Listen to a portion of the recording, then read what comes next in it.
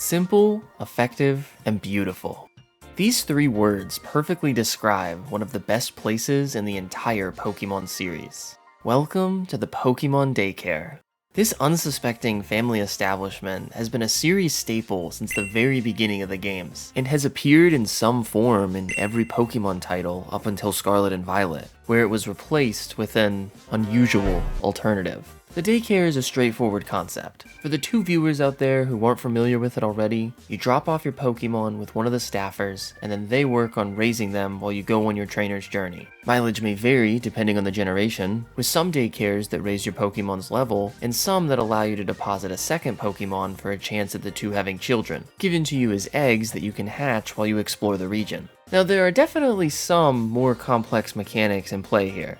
Egg moves, natures, IVs, shininess, but the beauty always shines through because the base outcome can be appreciated by experts and beginners alike. Pokemon left here gain experience as you walk around the map, and compatible parents can leave you eggs. It's a great system.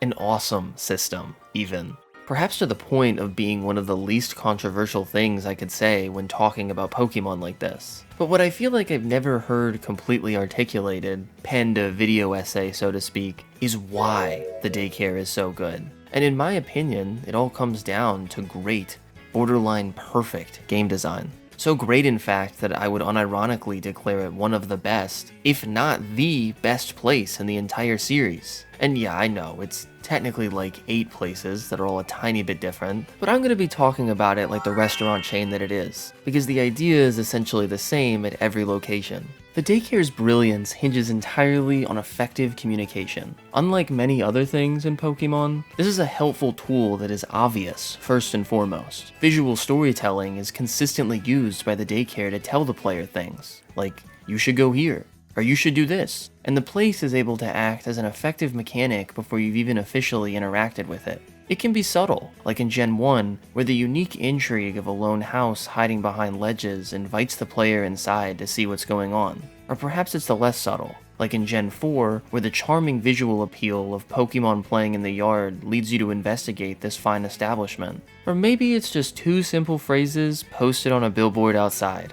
There is no obfuscation. There is no describing advanced mechanics with in-universe terms, because for once, they are one and the same. You are communicated with as a player and a character in this world. This facility has something that you want as a Pokemon trainer, and now you know about it. This case would hold true when the center rebranded to the Pokemon Nursery in Gen 7 and 8, proudly announcing that this is where you get eggs. And I want eggs. So I'd say that's about as good of advertising as you could hope to get. And all of that is only the beginning of the perfect relationship between daycare and trainer. Once you have actually interacted with the facility, you'll be met with an experience that, while charming and oozing with character, is also no nonsense and straight to the point. Leave your Pokemon here, come check on them later. And this introduces a latent element of control. Once your Pokemon has entered the daycare, their raising becomes a secondary task, but not one that is necessarily in the background. As progress at the daycare is derived from in-game steps, with eggs and experience having a direct proportion with the number of steps that you take, you will soon discover, and then eventually decide for yourself, that this is a task you can prioritize or put on the back burner. Probably the most regular interaction upon first reaching the center is leaving 1 or 2 random Pokemon there, heading back out for the next town, and eventually checking back in later, ultimately making for a very passive interaction. But more experienced players really digging into what the games have to offer will often have the opposite experience, and undergo a very active process, collecting eggs and regularly checking for stats or shininess. And when I say active in this context, I mean in terms of in-game resources. Certainly one of the chillest things you can do in a Pokemon game is autopilot egg farming while watching a YouTube video. Perhaps one not unlike this very watch. But this does mean that your focus in-game will be spent entirely on this project. The outcome is the same either way though, because the daycare works just as well whether you're running up and down a straight line or clearing out dungeons while you work on the main story. The time spent is completely up to you, and this is clearly communicated just by the establishing pretense. But we should probably take a moment to really talk about those eggs I keep mentioning, because that's ultimately the big selling point of this place, and where things could lean more into the technical. Pokemon eggs and their entire school of breeding are admittedly where things begin to get much more complicated than the average playthrough. There is a lot, And oh man, do I mean a lot of complicated nonsense you can get up to using the full extent of breeding mechanics. And all of it rides on top of the daycare as a vehicle for the excitement. A good amount of this tech isn't directly communicated to the player by the game, but here, that lack is actually handled just right, because this establishment and its associated NPCs all subscribe to the beautiful, age-old philosophy of easy to learn, hard to master. Your ability to get started breeding is made overtly clear by the game. Checking on a pair of Pokemon that you dropped off lets you know how they feel about each other, and this knowledge acts as an immediate and intuitive indicator for the two Pokemon's compatibility, which is all you really need to start gathering eggs. It's simple and effective. Going beyond this starting point, though, will require either experimentation or research, but these deeper aspects are often intuitive to the designs of real-world biology and inheritance, so they can be easy to learn and remember like an actual science. It ends up being more than just arcane video game nonsense. It's a proper school of study both in and out of the games. I know that at this point I've sort of left the daycare's specific sphere of influence, but I think it's really cool how the game is able to kick off that process and really get you to dive in. All of this contributes to an overall situational awareness that defines a location. Just as much as it's easy to use and get what you want out of it, the daycare demonstrates a clear awareness for what the average player wants, and this knowledge is then used to create a certain synergy with them. It gives you the tools before you even knew that you wanted them. Where simple and effective ultimately extend into beautiful is how this awareness is realized in the areas and design revolving around the daycare, and even further, extend into its mechanical role in the larger context of the games. Since day one, the daycare has had a constant physical positioning next to an incredibly long strip of land.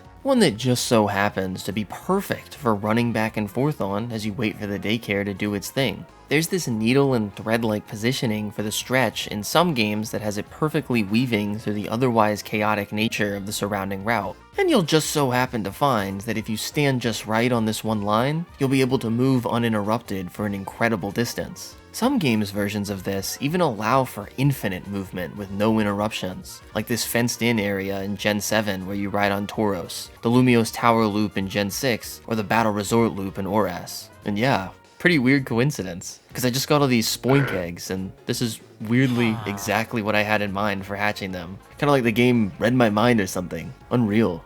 Case in point, there's an obvious intent here to make the grind of hatching your eggs as manageable and efficient as possible. So obvious, in fact, that maybe you think I'm missing the point by saying it out loud. Cause yeah, obviously, everyone already gets this concept. You only have to mess around for a few minutes before you figure out how the land strip next to the daycare works. It's clearly a convenient system that leads to maximum efficiency.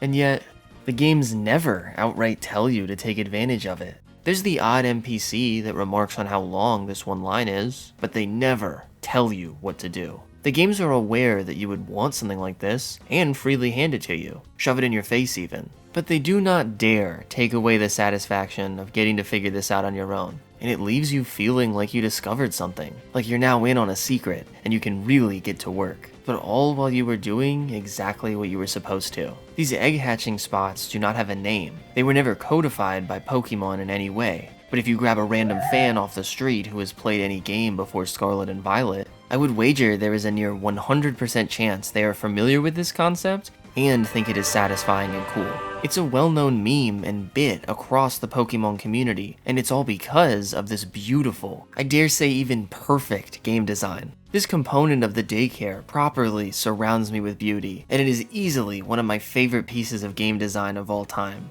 not just limited to Pokemon. It is a masterclass in indirect communication and player satisfaction. Beyond the physical location itself, the daycare is also well integrated as a mechanic in the larger context of the games. In its original iterations, the daycare existed as a failsafe, a passive means to increase your Pokemon's level and resultantly strength that could bail you out of a tough spot. If there is ever a challenge that feels insurmountable with your current levels or team, there's a simple and easy path to overcoming it through using the daycare to level your squad. It can exist as a path of least resistance for getting back on the curve, especially so in games with limited access to trainer rematches. In later titles, the daycare represents almost something of a hub world world or mall. They become central locations that are surrounded with helpful facilities, NPCs, and interaction. The game has a pretty good idea that this is a place you'll be returning to frequently, and so then it does you the favor of clumping all these good things together on top of it. Route 117 in Emerald features the daycare as a central point of interest, but also has nearby access to a battle tent,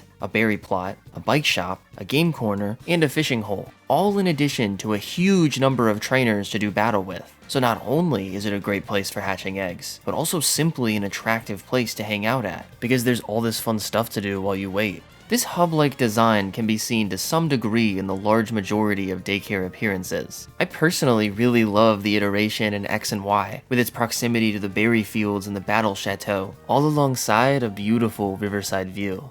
Mwah.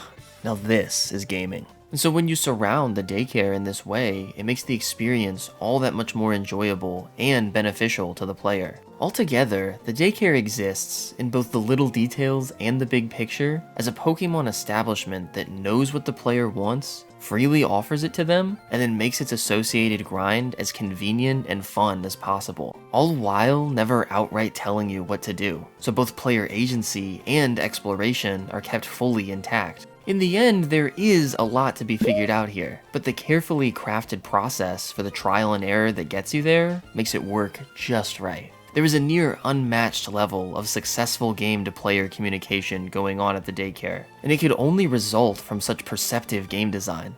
Simple, effective, and beautiful. That's the Pokemon Daycare way, and it deserves all the praise in the world.